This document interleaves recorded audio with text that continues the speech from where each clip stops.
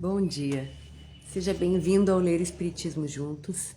Eu me chamo Daniele Caro e nós estamos na leitura do livro Nosso Lar, o primeiro livro da série A Vida no Mundo Espiritual, psicografado por Francisco Cândido Xavier, pelo espírito André Luiz.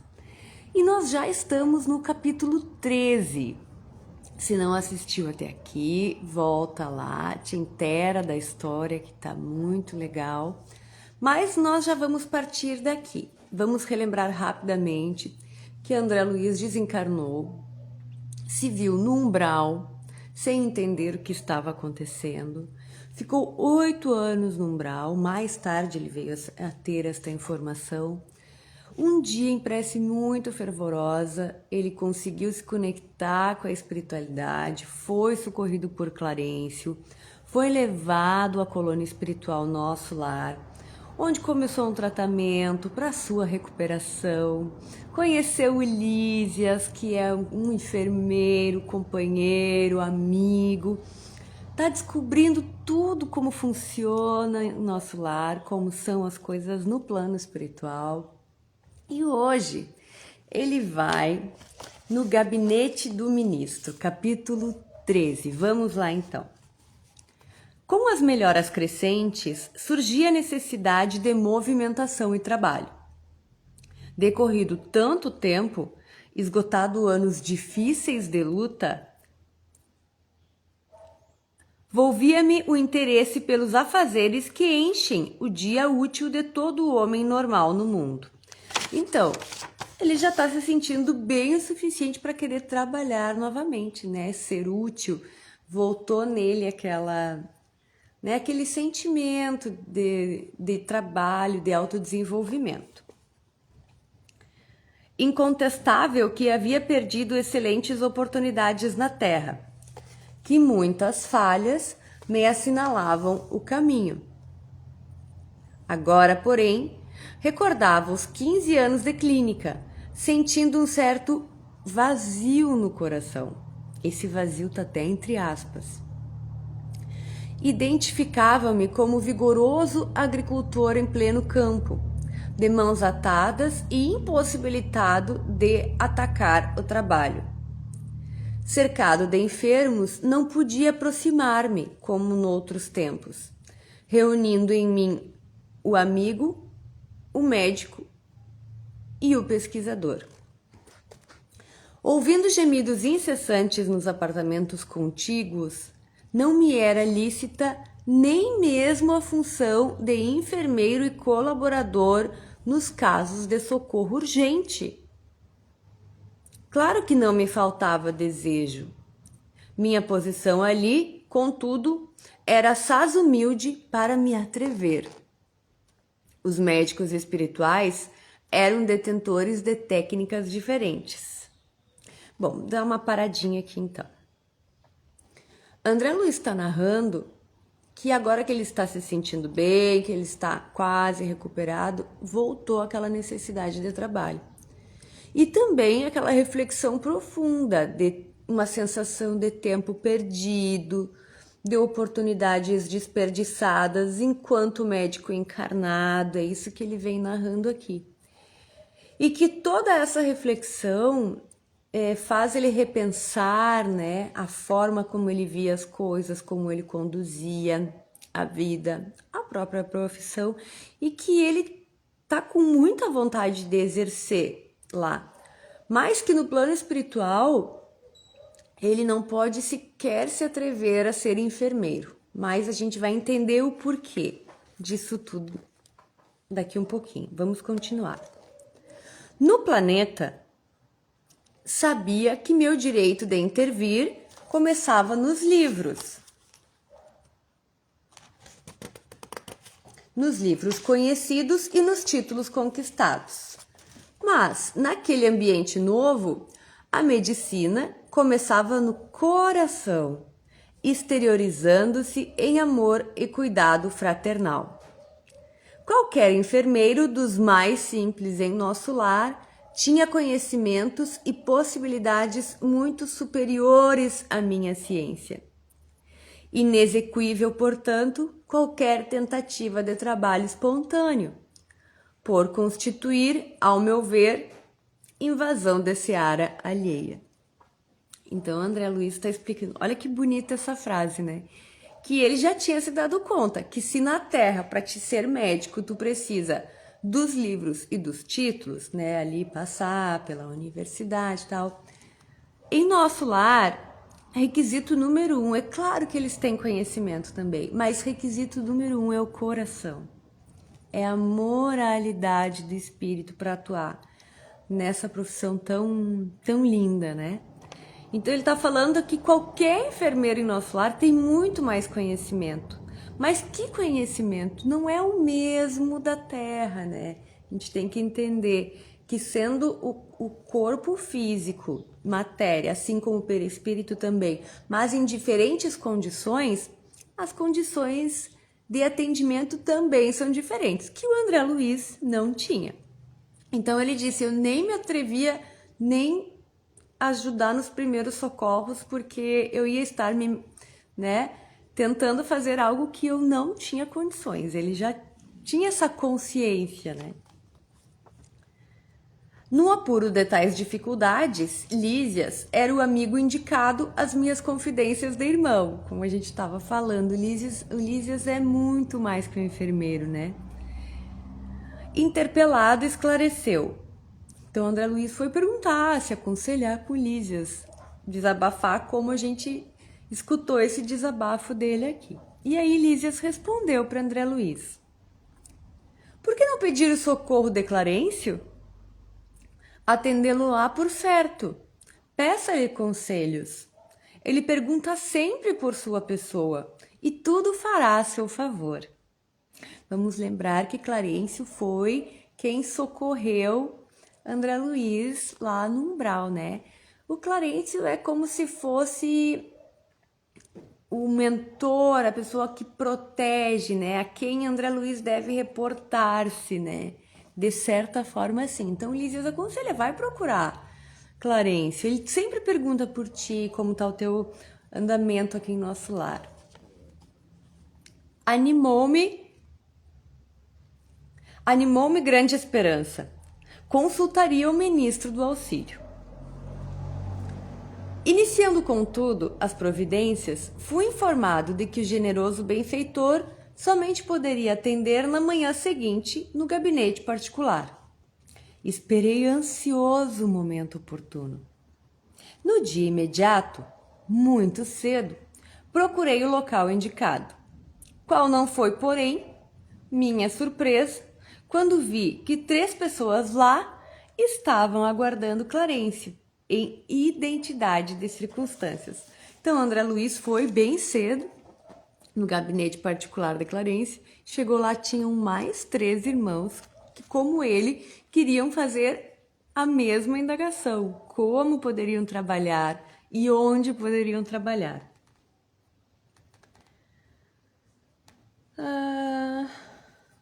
O delicado ministro do auxílio chegara muito antes de nós e atendia a assuntos mais importantes que a recepção de visitas e solicitações. Terminado o serviço urgente, começou a chamar-nos, 2 a 2. Impressionou-me tal processo de audiência. Soube, porém, mais tarde, que ele aproveitava esse método para que os pareceres fornecidos a qualquer interessado servissem igualmente a outros, assim atendendo às necessidades de ordem geral, ganhando tempo e proveito. Então, André Luiz chegou lá e eles tiveram que esperar, porque Clarencio tinha outras coisas mais urgentes para resolver do que atendê-los. Não que eles não fossem importantes, mas Clarencio muito ocupado. Espíritos superiores são muito ocupados, extremamente disciplinados, né? Por isso que nós que trabalhamos na seara espírita, então quando vamos fazer o evangelho no lar, a gente sabe da importância da disciplina do horário, rigoroso, pontualíssimo. Porque os espíritos de luz, os espíritos trabalhadores que vêm nos acompanhar e nos inspirar nestes momentos são muito ocupados. Eles não podem ficar à nossa espera, né? E lá não é diferente. E também impressionou André Luiz que Clarencio atendia em duplas. Depois, né, mais tarde, ele veio a saber que não era só para ganhar tempo, mas principalmente pelo aproveitamento que tinha de um escutar a história do outro. Olha só a sabedoria do Clarencio, né? Decorridos muitos minutos, chegou-me a vez.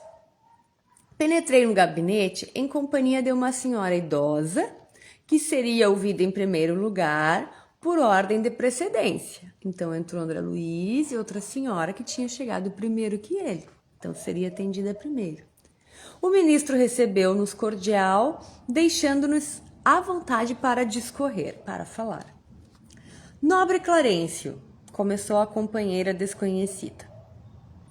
Venho pedir seus bons ofícios a favor de meus 2 filhos. Ah, já não tolero tantas saudades e estou informada de que ambos vivem exaustos e sobrecarregados de infortúnios no ambiente terrestre. Reconheço que os desígnios do Pai são justos e amorosos. No entanto, eu sou a mãe. Não consigo subtrair-me ao peso da angústia. E a pobre criatura se desfez ali mesmo em copioso pranto. O ministro, dirigindo-lhe um olhar de fraternidade, embora conservasse intacta a energia pessoal, respondeu bondoso. Então a irmã foi lá pedir para Clarencio para ir em auxílio dos filhos que estão encarnados. E disse que entende que o Pai, que Deus sabe de todas as coisas, mas que ela é mãe e que ela não aguenta mais ver os filhos sofrendo na terra. Então está pedindo para poder ir trabalhar e intervir pelos filhos. E aí ela chorou, falando isso, ela chorou muito, né? Então agora a Clarencio vai responder com muita bondade, como diz aqui. Mas, se a irmã reconhece que os desígnios do Pai são justos e santos, o que me cabe fazer? Né? Clarencio pergunta, mas se a irmã sabe que Deus sabe de todas as coisas, quem sou eu, Clarencio, para intervir na situação? Fez uma pergunta para ela, né?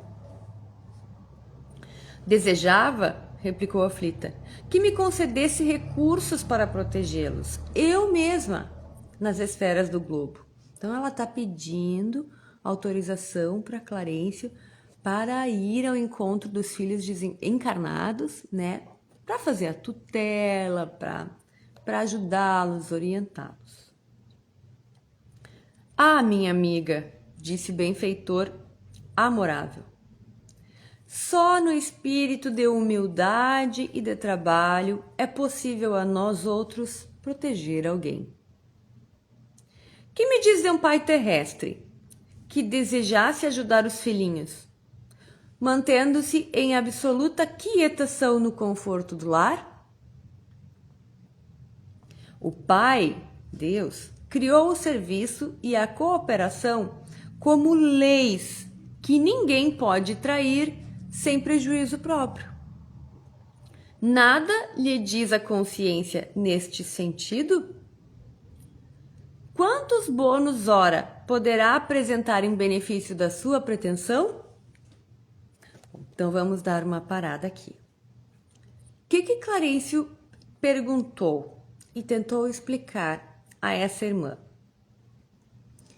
Que a gente não pode ajudar ninguém sem estar preparado para o trabalho. E a gente só se prepara para o trabalho trabalhando. E ele usa aqui uma comparação, como um pai de família que quer ajudar seus filhos, né? Mas que não sai de casa, que fica sentado. Como que ele vai ajudar os filhos? Ele vem resgatando esses exemplos. E aí tem uma nota do autor espiritual que diz que bônus hora é ponto relativo a cada hora de serviço. Em nosso lar, cada hora de serviço prestado, cada hora que a gente trabalha, a gente ganha um bônus hora. É uma forma de contabilizar, de dimensionar o quanto aquele espírito está trabalhando. Não para ganhar quantitativamente, mas a ideia é ser qualitativamente. Espíritos muito, depois nós vamos ver que espíritos muito mais evoluídos não fazem essa contagem de bônus horas, não precisam disso.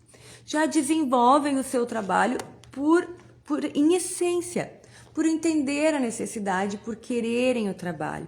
Mas nós, que ainda estamos nessa transitoriedade, né, que ainda aqui trabalhamos remunerados, tudo tem uma moeda de troca, né?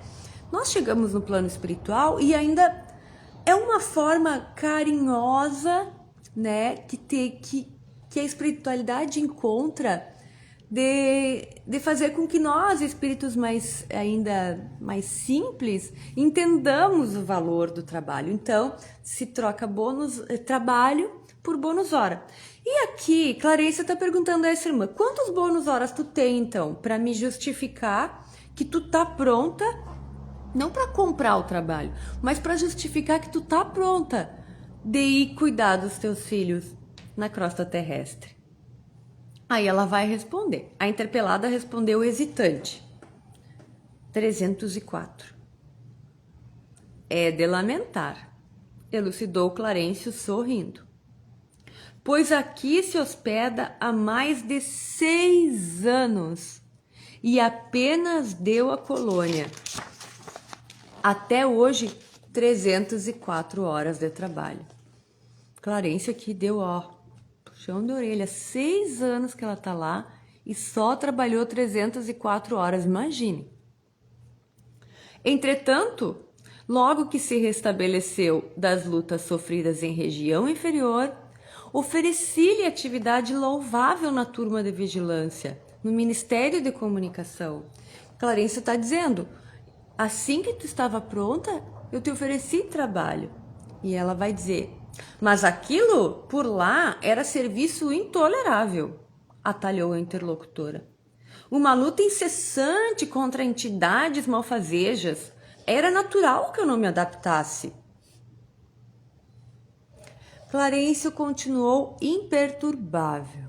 Imagina, não se abalava. Coloquei-a depois entre os irmãos da suportação, nas tarefas regeneradoras. Pior! Exclamou a senhora. Aqueles apartamentos andam repletos de pessoas imundas, palavrões, indecências, misérias. Reconhecendo suas dificuldades, esclareceu o ministro, enviei-a a cooperar na enfermagem dos perturbados. Mas quem os tolerará, senão os santos? Inquiriu a pedinte rebelde. Fiz o possível. Entretanto, aquela multidão de almas desviadas assombra a qualquer. Aí Clarencio vai continuar. Não ficaram aí meus esforços, replicou o benfeitor sem se perturbar. Localizei-a nos gabinetes de investigações e pesquisas do Ministério do Esclarecimento. E, contudo, talvez enfadada com as minhas providências, a irmã se recolheu deliberadamente aos campos de repouso. Era impossível também continuar ali, disse a impertinente.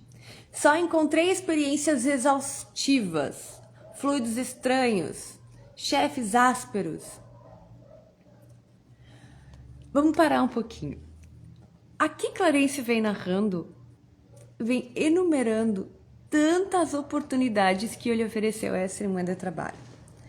Então ela não tem nem como dizer que ela não teve oportunidade de escolha, de se adaptar. Ele narra aqui que por último mandou ela lá para a seção de pesquisas, que era um lugar onde, né, todos os departamentos, ela passou por todos, ela não gostou de nenhum. É isso que Clarice está tentando explicar para ela. E que do último ela sequer deu explicação. Ela se recolheu sem prestar contas para ninguém e foi descansar. E assim ficou, descansando. Então agora que ela já disse que não tinha gostado de nenhum, estava tentando se justificar para Clarence, né? Ao ver dela com razões, ela estava com as razões. Clarence vai dizer: "Pois note, minha amiga", esclareceu o devotado e seguro orientador. "O trabalho e a humildade são as duas margens do caminho do auxílio. Para ajudarmos alguém, precisamos de irmãos que se façam cooperadores, amigos, protetores e servos nossos. Antes de amparar os que amamos, é indispensável estabelecer correntes de simpatia. Sem a cooperação, é impossível atender com eficiência. O camponês que cultiva a terra alcança a gratidão dos que saboreiam os frutos.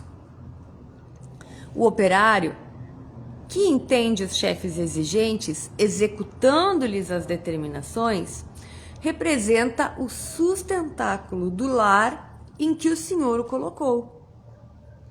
O servidor que obedece, construindo, conquista os superiores, companheiros e interessados no serviço. E nenhum administrador intermediário poderá ser útil aos que ama se não souber servir e obedecer nobremente. Fira-se o coração, experimente-se a dificuldade, mas que saiba cada qual que o serviço útil pertence, acima de tudo, ao Doutor Universal. Depois de pequena pausa, continuou: Que fará, pois, na terra, se não aprendeu ainda a suportar coisa alguma? Não duvido da sua dedicação aos filhos queridos, mas importa notar que haveria de comparecer por lá como uma mãe paralítica, incapaz de prestar socorro justo, vejam bem. Para que qualquer de nós alcance a alegria de auxiliar os amados, faz-se necessária a interferência de muitos a quem tenhamos ajudado, por nossa vez. Os que não cooperam não recebem cooperação. Isso é da lei eterna. E se minha irmã nada acumulou de seu para dar, é justo que procure a contribuição amorosa dos outros. Mas como receber a colaboração imprescindível se ainda não semeou nem mesmo a simples simpatia? Volte aos campos de repouso, onde se abrigou ultimamente, e reflita. Examinaremos depois o assunto com a devida atenção. Sentou-se a mãe inquieta, enxugando as lágrimas copiosas. Bom, então Clarence quis dizer aqui que ele entendia as boas intenções dela como mãe, né? Que claro que ela não estava ciente de que para se trabalhar precisa se conhecer o ofício, se burilar, porque como que essa mãe ia para a terra em socorro dos filhos que estão passando dificuldade se ela não consegue suportar a mínima dificuldade, né? É como diz aqui, é como mandar uma mãe paralítica, incapaz de prestar um socorro justo, e mais, muito possivelmente ela ia até dificultar a vida dos filhos na terra, sem preparo algum como está. Com muita amorosidade, Clarence quis explicar isso para ela. Então, em seguida, o ministro fitou-me compassivamente e falou: Aproxime-se, meu amigo. Levantei-me, hesitante, para conversar.